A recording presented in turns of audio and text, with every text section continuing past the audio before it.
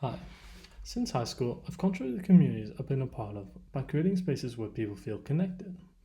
At work, I was active in the Nordic Society, a group of around 30 to 50 students. I helped strengthen the community by organizing pub nights, five-a-side football games, Nordic Christmas dinner, and other professional networking events.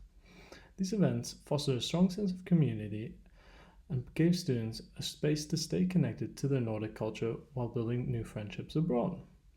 Likewise, during my year abroad with Start Bootcamp Australia, I joined the Pre-Accelerator program while interning and collaborated with early stage founders from many different backgrounds. I contributed by helping teams refine their problem statements, improve their investor pitches, and supported the organization of networking events for the founders.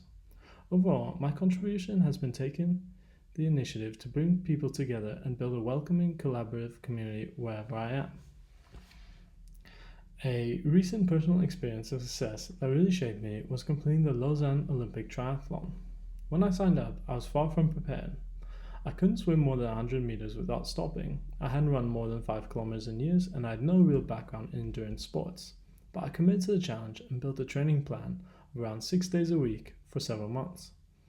In the beginning, it was unbelievably difficult. I struggled in the pool, my running endurance wasn't there, and the long bike sessions felt exhausting. But what I slowly learned is that improvement comes from showing up consistently, even on days when you don't feel ready. Week by week, the sessions that once felt impossible became manageable and then eventually routine. The biggest lesson for me was discovering how much I love to push my body to its limits. There were many moments, especially in the long swims or uphill bike intervals, where everything in me wanted to stop. But the experience taught me in endurance sports and in many other areas of life, mind over matter really can win. Crossing the finish line was a moment I was incredibly proud of, not only because of the time itself, but because of the transformation behind it. I went from struggling with the basics to completing a full Olympic triathlon in just a few months. It taught me that I'm capable of much more than I initially think, and as long as I build structure, stay consistent, and push through discomfort, I'm able to achieve anything I want. It also motivated me to set even bigger goals, as I'm now aiming to complete a half Ironman, and the triathlon gave me the confidence to take that ambition seriously. A meaningful failure happened for me during my year abroad. My plan was to spend the entire year working in the industry.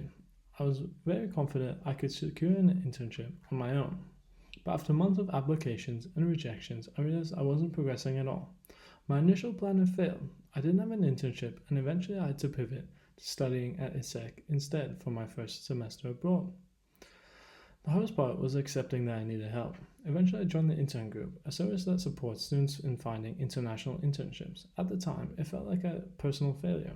I'd underestimated how competitive the process would be, overestimated my readiness, and I was embarrassed that I couldn't secure an internship independently. But that experience became a turning point. When I finally secured my internship in Australia, I made a decision to fully commit and use the setback as motivation.